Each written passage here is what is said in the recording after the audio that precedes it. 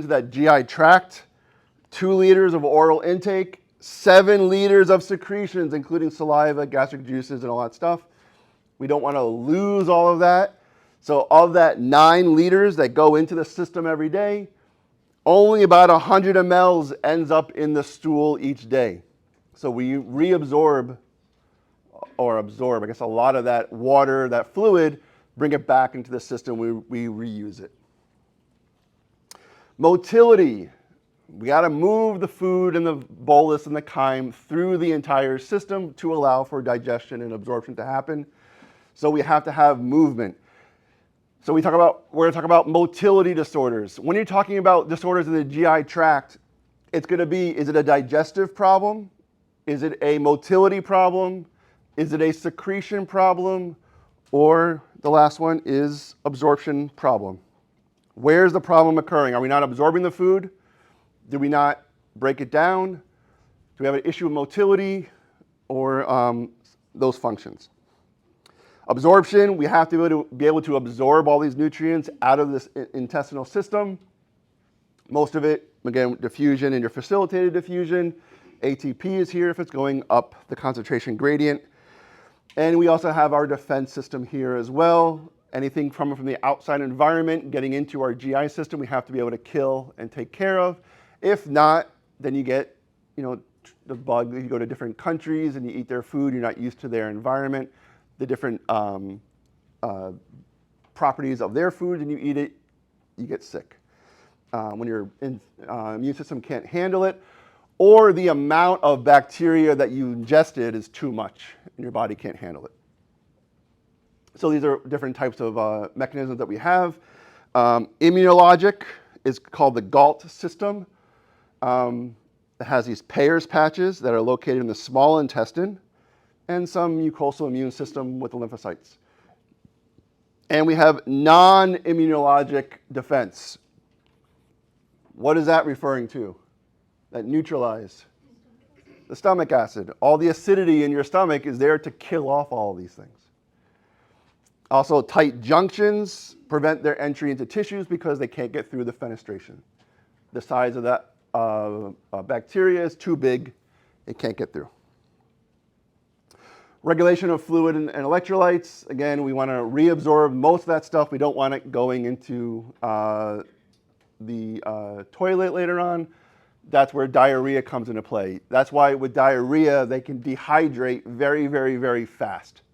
Because of all that 9 liters, 100 mLs is supposed to stay in the intestines and be removed later. Now, you're up to a liter that stays in there. That all comes out. You're losing fluid. And that's why dehydration is so worrisome with people who have severe diarrhea. And obviously excretion, undigested food products, bacteria is the main thing. Some heavy metals are all go out in the feces, and you'll see that joke. So our body does not break down cellulose. That's why the outside shell doesn't go away, because we don't break it down.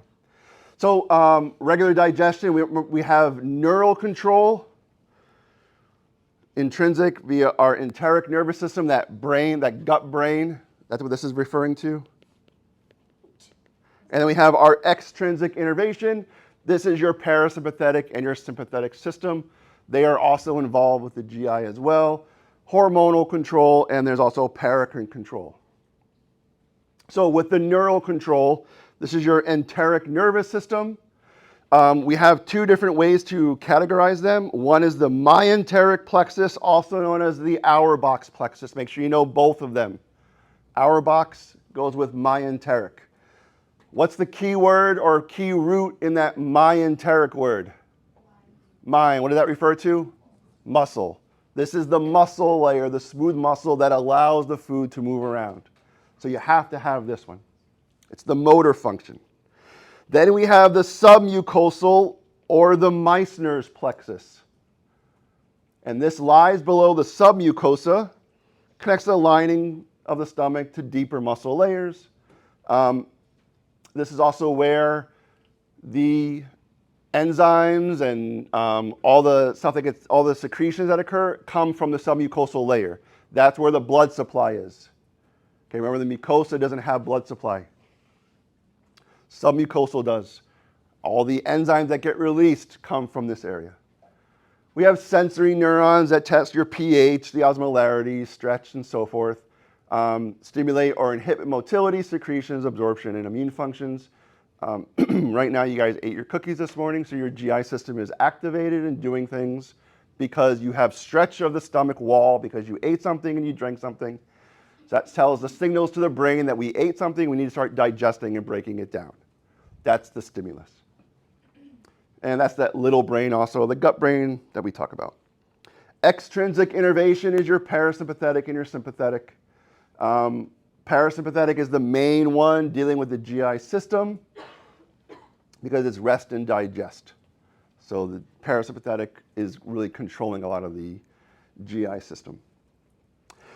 And this is important too because that vagus nerve comes all the way from the vagus nerve and it's going to go all the way to synapse, either that Meyer box or the Meissner's or the Auerbach's plexus. So that vagus nerve, again, from the brain, one long nerve goes all the way down into your intestines. Sympathetic stimulation, often inhibitory because, again, rest and digest is parasympathetic. Sympathetic is fight or flight. You don't want to stop and digest your food. You want to keep going. You want all that blood to go to your muscles, not to your GI system to absorb the food. This right here is just talking about how, remember, with the sympathetic, we have short pre-ganglionic and long post-ganglionic. Remember, when sympathetic systems come off the spinal cord, we have that sympathetic side chain ganglion, right? That's where it synapses first, and then that's the long one. As it leaves that sympathetic side chain. So we have the long post and the short pre. Parasympathetic is the opposite. They have a long pre-ganglionic before it gets to that synapse and a short post.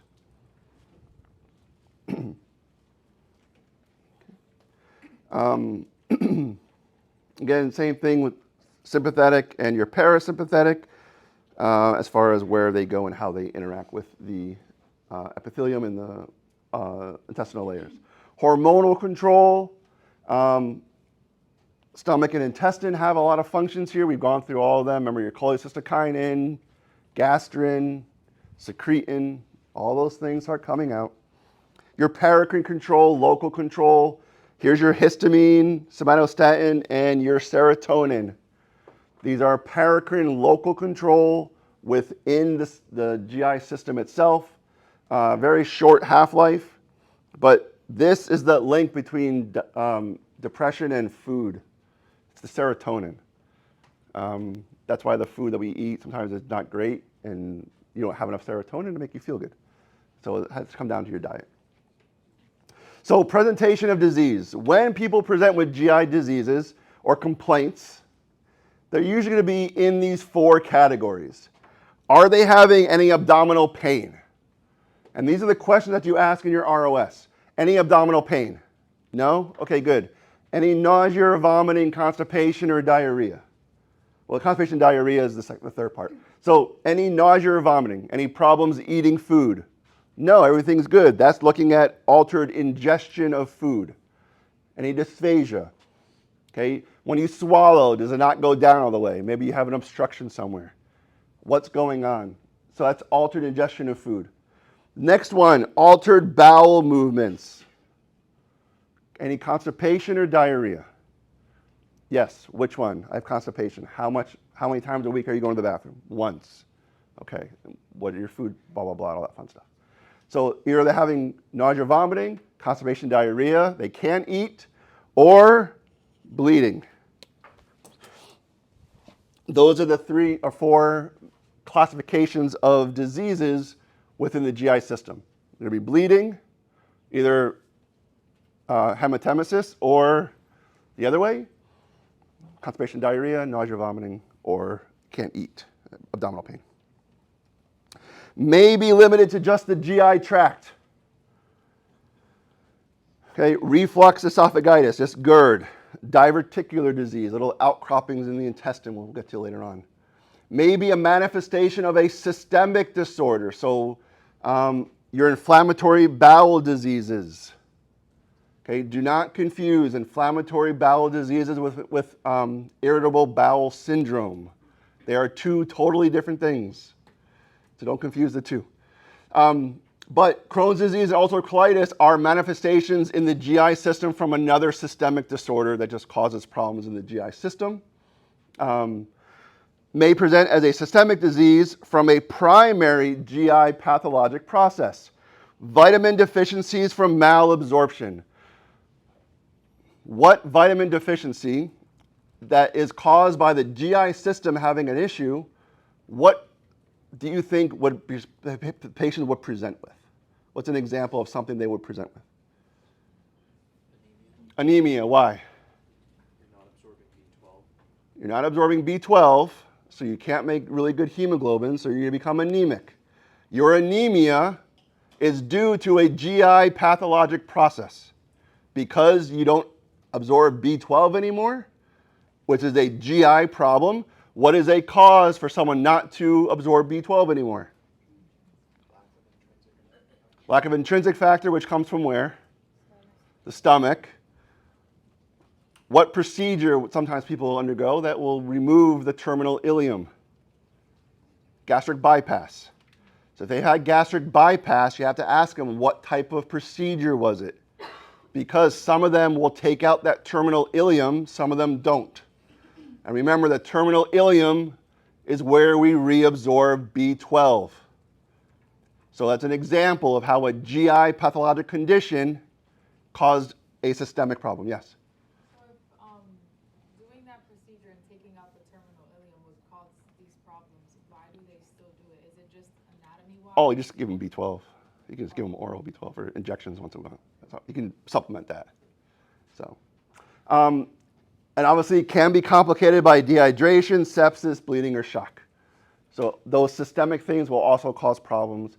One of the biggest ones is what's called a paralytic ileus, where the stun, either from surgery or being